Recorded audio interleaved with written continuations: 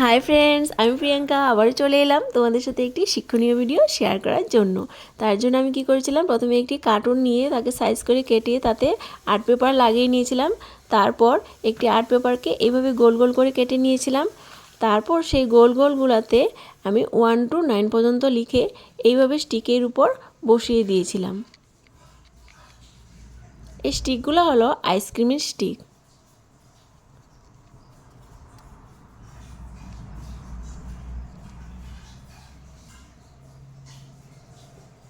এই দেখো,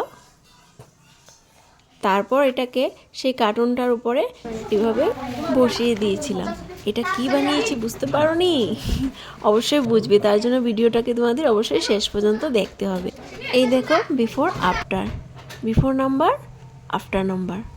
এই যে গোল গোল নাম্বারসের চক্রটা আছে, সেই চক্রটাকে প্রথমে ঘোরাতে হবে।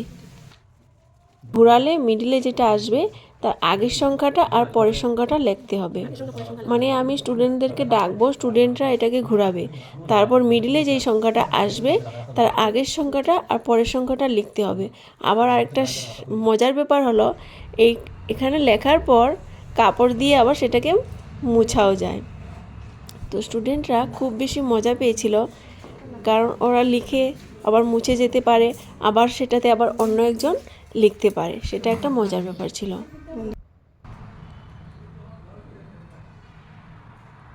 এই দেখো, আমি ঘুরিয়েছিলাম, আমার মিডিলে 6 আসছিল, তো 6-এর আগে 5 হয়, 5 দিয়েছিলাম 5, আর 6-এর পরে 7 হয়, তো 7 দিয়েছিলাম। আবার সেটাকে এই দেখো কি সুন্দরভাবে মুছে দিয়েছিলাম। তো দারুণ বানিয়েছিলাম না এটা?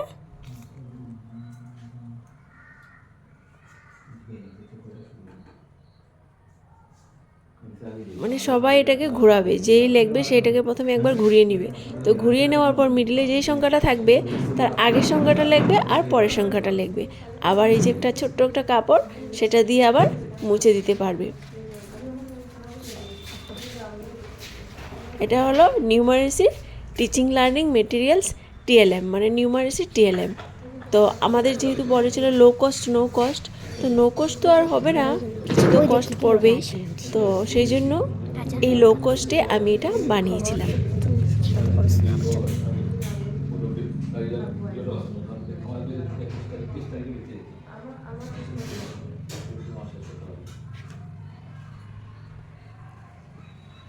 আমাদের জবটা নিয়ে কত মানুষে কত কিছু বলে, যে আমরা নাকি একদম আরামের জব করি, আমাদের চাকরির নাকি একদম কোনো কষ্ট নেই, আমরা নাকি মাত্র কয়েক ঘন্টা কাজ করে স্যালারি পেয়ে যাই, আমরা নাকি ছুটি বেশি পাই। তো ওদের উদ্দেশ্যে একটা কথা বলি, এই যে আমাদের যে কাজ, 4-5 ঘন্টা নাকি কাজ করি, তা আমাদের কাজের কোনো শেষ নেই। আমাদের যখন যেটা বলবে সেটাই করতে হয়। আমাদের কোনো নির্দিষ্ট কোনো কাজ নেই যে আমরা শুধু খালি পড়াবো। পড়ানোর বাইরেও আমাদের অনেক কাজ থাকে। এই যে আমি এটা বানিয়েছি আরও 2-3টা বানিয়েছি, সেটা সম্পূর্ণ রাত জেগে বানিয়েছি। তো সেটা কি আমাদের ডিউটির মধ্যে পড়ে না? এটা কি আমাদের ওভার ডিউটি না? তো এরকম ওভার ডিউটি আমাদের অনেক করতে হয়। অনেক সময় আমাদের স্যাটারডেতে হঠাৎ করে আমাদের অর্ডার দিয়ে দেয় হোয়াটসঅ্যাপে, যে সানডেতে এটা আছে অ্যাক্টিভিটি, তো আমাদের করতে হবে, তো আমাদের যেতেও করতেও হয়। তো এরকমই কথা। অনেকে যে বলে যে টিচারের জব নাকি খুব আরাম, তাদেরকে বলছি আরাম করে যে কোনো কিছু পাওয়া যায় না, সব কিছু কষ্ট করে পেতে হয়। এই যে আমরা সামান্যটুকু স্যালারি পাচ্ছি, সেটা ওই কষ্ট করেই পাচ্ছি, ঠিক আছে? আরাম করে আর বসে কোনো কিছুই পাওয়া যায় না। আমাদের তো ডিউটির শেষ নেই। এই সেন্সাসের ডিউটি পড়ে যায়, এই ইলেকশন ডিউটি পড়ে যায়, এই বিএলওর ডিউটি পড়ে যায়, সব কিছুতে টিচারদের যেতে হয়। আরও ফ্লাড ডিউটি তো আছে, ফ্লাড হলে তো বন্ধ থাকলেও ফ্লাডের ডিউটি করতে হয়।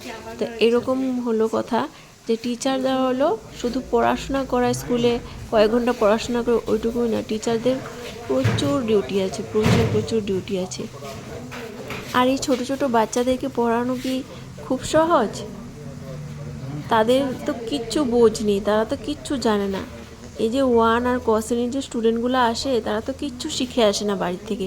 তাদেরকে যে পড়াতে হয়, বোঝাতে হয়, শেখাতে হয়, এটা কি খুবই সহজ? এই দেখো, এই যে এগুলা বানিয়েছি তাদের পড়াশোনাটাকে সহজ করার জন্য। তাহলে ভিডিওটা এখানেই শেষ করলাম, বাই।